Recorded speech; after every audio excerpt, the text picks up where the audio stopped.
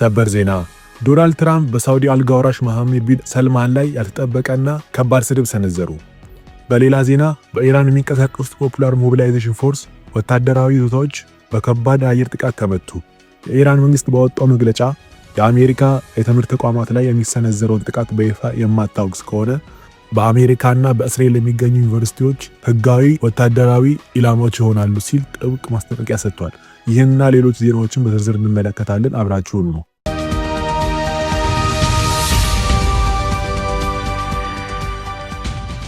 ፕሬዚዳንት ትራምፕ በንግግራቸው መሐመድ ቢን ሰልማን አሁን ባለው ሁኔታ እኔን ለመለማመጥ ተገዷል ሲሉ በይፋ ተሰልቀዋል። ፕሬዚዳንቱ አክለውም ይህ ይሆናል ብሎ አላሰበም ነበር፣ አሁን ግን ለእኔ ደግ መሆን አለበት፣ ለእኔ መልካም መሆን ይኖርበታል ሲሉ አጽንኦት ሰጥተዋል። ይህ ንግግር አሁን ለምን መጣ? ትራምፕ ይህንን ዛቻ የሰነዘሩት አሜሪካ በኢራን ላይ የከፈተችውን ጦርነት ተከትሎ የሳውዲ አረቢያ ስልታዊ አስፈላጊነት በዋሽንግተን እይታ ቀንሷል በሚል ስሌት ሊሆን እንደሚችል ተንታኞች ይገምታሉ። ፕሬዚዳንቱ ሪያድን በአደባባይ ማዋረዳቸው አሜሪካ በቀጠናው ያላትን የበላይነት ለማሳየትና ሳውዲ በነዳጅ ገበያው ላይ የምታደርገውን እንቅስቃሴ ለመቆጣጠር የያዙት የማስገደጃ ስልት ይመስላል። ለሳውዲ አረቢያና ለአልጋ ወራሹ ይህ ንግግር ከባድ ዲፕሎማሲያዊ ውርደት ነው። በባህላዊና በፖለቲካ ክብር ላይ የተመሰረተው የሪያድ ቤተመንግስት እንዲህ ያለውን ግልጽ ስድብ በዝምታ ያልፈዋል ተብሎ አይታሰብም። ይህ ፍጥጫ የዓለምን የነዳጅ ዋጋና የመካከለኛው ምስራቅን የደህንነት መዋቅር ወዳልተጠበቀ ቀውስ ሊከተው ይችላል። በሌላ ዜና የኢራን መንግስት ባወጣው መግለጫ አሜሪካ በኢራን ትምህርት ተቋማት ላይ የሚሰነዘረውን ጥቃት በይፋ የማታወግዝ ከሆነ በኢራንና በእስራኤል የሚገኙ ዩኒቨርሲቲዎች ህጋዊ ወታደራዊ ኢላማዎች ይሆናሉ ሲል ጥብቅ ማስጠንቀቂያ ሰጥቷል። ይህ ማስጠንቀቂያ የወጣው የኢራን ቀይ ጨረቃ ማህበር በአሁኑ ጦርነት በሀገሪቱ ላይ የደረሰውን ውድመት ይፋ ካደረገ በኋላ ነው። ማህበሩ እንዳረጋገጠውም እስካሁን ድረስ ቢያንስ 600 የኢራን የትምህርት ተቋማት በአሜሪካና በእስራኤል የአየር ጥቃቶች ከፍተኛ ጉዳት ደርሶባቸዋል። ለምን ዩኒቨርሲቲዎች? ቴህራን ጦርነቱን ወደ ምዕራባውያን ለስላሳ ኃይል ማዕከላት ለመውሰድ እየሞከረች ነው። ዩኒቨርሲቲዎችን እንደ ህጋዊ ኢላማ መቁጠር ማለት በምዕራቡ ዓለም ውስጥ ከፍተኛ ህዝባዊ ድንጋጤና የውስጥ ፖለቲካ ጫና ለመፍጠር የታለመ አሲሜትሪክ ወታደራዊ ስልት ነው። ኢራን ይህንን ዛቻ የሰነዘረችው ምዕራባውያን የራሳቸው የትምህርት ተቋማት አደጋ ላይ መሆናቸውን ሲረዱ በጦርነቱ ላይ ያላቸውን አቋም እንዲቀይሩ ለማስገደድ እንደሆነ ተንታኞች ይገምታሉ። ይህ ደግሞ በዓለም አቀፍ ህግጋት ዘንድ ተቀባይነት የሌለው ቢሆንም በመካከለኛው ምስራቅ ግን ጦርነቱ ምንም አይነት ገደብ እንደሌለው የሚያሳይ አስፈሪ ምልክት ነው። በሌላ ዜና እንደ ፕሬስ የቅርብ ዘገባ ከሆነ ባለፈው አንድ ሳምንት ውስጥ ብቻ በኢራንና በተላላኪ ኃይሎች ጥቃት ከ2 ደርዘን በላይ የአሜሪካ ወታደሮች ቆስለዋል። ከነዚህ መካከል ባለፈው አርብ በአየር ጦር ሰፈር ላይ በተሰነዘረ ድንገተኛ ጥቃት 15 ወታደሮች የአካል ጉዳት ደርሶባቸዋል። በዚሁ ሳምንት መጀመሪያ ላይ በተፈጸመ ሌላ ጥቃት ደግሞ 14 ወታደሮች መቁሰላቸው ተረጋግጧል። ጥያቄው ግን አሜሪካ ይህንን መረጃ በይፋ መግለጽ ለምን አልፈለገችም የሚለው ነው። ለዚህ ሁለት ስልታዊ ምክንያቶች አሉ። አንደኛው በሀገር ውስጥ ያለውን ህዝባዊ ቁጣና ጦርነቱም ይቁም የሚለው ተቃውሞ ላለመቀስቀስ ሲሆን፣ ሁለተኛው ደግሞ የኢራን ወታደራዊ ስልት ስኬታማ መሆኑን ለማረጋገጥ ነው። ወታደራዊ ተንታኞች እንደሚሉት ፔንታጎን ቁጥሮችን ዝቅ አድርጎ መግለጹ ፕሬዚዳንት ዶናልድ ትራምፕ ለሰላም ድርድር የሰጡት የ10 ቀናት ገደብ በሰላም እንዲያጠናቀቁ ጊዜ ለመስጠት የታለመ ስልት ሊሆን ይችላል። ነገር ግን በእውነታው ዓለም በየሰፈሮቹ የሚወርዱት ሚሳኤሎች የአሜሪካን በቀጠናው መገኘት ከፍተኛ አደጋ ውስጥ ጥለውታል። የተደበቀ ቁስል ጦርነቱን ወደ የትኛው የከረረ አጸፍ ይወስደው ይሆን? አብረን እናያለን። በተያያዘ ዜና የየመን ሁቲ አማጽያን በታሪክ ለመጀመሪያ ጊዜ እስራኤልን ኢላማ ያደረገ ጥቃት መፈጸማቸውን በይፋ አስታውቀዋል። ይህ እርምጃ የወጣው በአሜሪካና በእስራኤል ጥምረት በኢራን ላይ የሚካሄደው ጦርነት 1 ወር በደፈነበት ትክክለኛ ሰዓት ነው።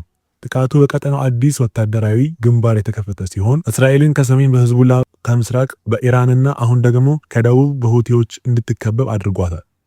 ይህ ጦርነት እስካሁን በሺዎች የሚቆጠሩ ንጹሃንን ለሞት የዳረገ ሲሆን በሚሊዮኖች የሚቆጠሩ ደግሞ ከቤት ንብረታቸው እንዲፈናቀሉ ምክንያት ሆኗል። ነገር ግን የሁቲዎች ጣልቃ ገብነት ጉዳዩን ይበልጥ አሳሳቢ የሚያደርገው ለዓለም ኢኮኖሚ ነው። ቀይ ባህርና የባብ አል ወደብ ሰርጥ የደም ስር ናቸው።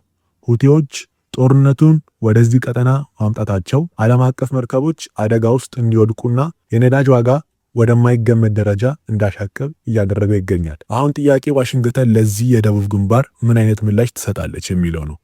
ጦርነቱ አህጉሩ አቋራጭ ቀውስ ሆኖ ቀጥሏል። በሌላ ዜና ህዝቡላው ከሰጠው መግለጫ መሰረት ጥቃቱ ያነጣጠረው በሳፊድ አቅራቢያ በሚገኘውና የእስራኤል ጦር ስልታዊ እንቅስቃሴዎችን በሚያስተባብረው ወታደራዊ ማዕከል ላይ ነው። በደርዘን የሚቆጠሩ የካቲዮሻ ሮኬት ወደ ስፍራው መተኮሳቸውን ተከትሎ በከተማዋና በወታደራዊ ካምፖች ውስጥ ከፍተኛ ፍንዳታዎች ተሰምተዋል። ሳፊር ለእስራኤል መከላከያ ሰራዊት የሰሜኑ ግንባር የነርቭ ማዕከል ናት። እዚህ የሚገኙ ካምፖች የደህንነት መረጃዎችን የሚያጠናቅሩና በሊባኖስ ድንበር ላይ የሚደረጉ ወታደራዊ እንቅስቃሴዎችን የሚመሩ ናቸው። ህዝቦላ ይህንን ስፍራ መምረጡ እስራኤል ትኩረቷን ወደ ኢራን ሚሳኤሎች ባደረገችበት ወቅት የጎን ውጋት ለመሆን የነደፈው ስልት እንደሆነ ግልጽ ነው። ይህ እርምጃ ጦርነቱን ወደ ለየለት የቀጠናዊ ፍንዳታ ደረጃ እያሸጋገረው ይገኛል። የእስራኤል አየር መከላከያ ስርዓቶች አሁን በሶስት ግንባር የሚመጡ ጥቃቶችን በአንድ ጊዜ እንዲመክቱ ተገደዋል። ይህ ደግሞ በቴክኖሎጂውና በሰው ኃይሉ ላይ ከፍተኛ ጫና የሚፈጥር ነው። አሁን በደረሰ መረጃ መሰረት በኢራቅ የሚንቀሳቀሱትና በኢራን የሚደገፉት ወታደራዊ ማዕከላት ከፍተኛ የአየር ድብደባ ተፈጽሞባቸዋል። ጥቃቱ ያነጣጠረው በመሳሪያ ግምጃ ቤቶችና በትዕዛዝ ሰጪ ማዕከላት ላይ እንደሆነ ተመላክቷል። ጥያቄው ግን ጥቃቱ የሰነዘረው ማን የሚለው ነው። ምንም እንኳን እስካሁን በይፋ ኃላፊነት የወሰደ አካል ባይኖርም ወታደራዊ ተንታኞች ግን ጣታቸውን ወደ አሜሪካና እስራኤል ይቀስራሉ። ለምን ይሆን? እስራኤል ኢራቅ ለኢራን ከመካከለኛው ምስራቅ ጋር የምትገናኝበት ዋነኛ የመሬት ድልድይ ናት። እነዚህን ታጣቂዎች መምታት ማለት ከቴህራን ወደ ሶሪያ እና ሊባኖስ የሚፈሰውን የመሳሪያና የኃይል አቅርቦት መስመር መቁረጥ ማለት ነው። ይህ እርምጃ ኢራን በቀጠናው ያላትን ተላላኪ ኃይሎች የማስተባበር አቅም በእጅጉ የሚያዳክም ነው። በኢራቅ ምድር ላይ የሚሰነዘር ማንኛውም ጥቃት ሀገሪቱን ዳግም ወደማይፈለግ የእርስ በርስ ግጭትና የቀጥታ ጦርነት አውድማነት ሊቀይራት ይችላል ተብሎ ተሰግቷል። ባግዳድ አሁን በከፍተኛ ወታደራዊ ዝግጁነት ላይ ትገኛለች። በሌላ ዜና የፍልስጤም እስረኞች ማህበር ባወጣው አስቸኳይ መግለጫ ማርዋን ሃርዛላ በእስራኤል ቁጥጥር ስር የሚገኘው እስር ቤት ውስጥ በዛሬው ዕለት መሞቱን አረጋግጧል። እንደ ማህበሩ ገለጻ ይህ ሞት ካለፈው ጥቅምት 2024 ጀምሮ በእስራኤል የማቆያ ስፍራዎች ህይወታቸው ያለፈ ፍልስጤማውያን ቁጥር ከ100 በላይ እንዳሻቅብ አድርጎታል።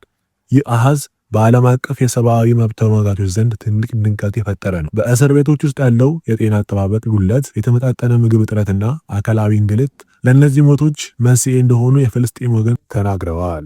ለዛሬ ያዘጋጀነው ስልታዊ ትንታኔ ይህን ይመስል ነበረ። መረጃው ጠቃሚ ሆኖ ካገኛችሁት ላይክ እና ሰብስክራይብ በማድረግ የቤተሰባችን አባል ይሁኑ። በቀጣይ በሌላ ጥልቅ ትንታኔ እስከምንገናኝ ድረስ ሰላም ለዓለማችን ይሁን።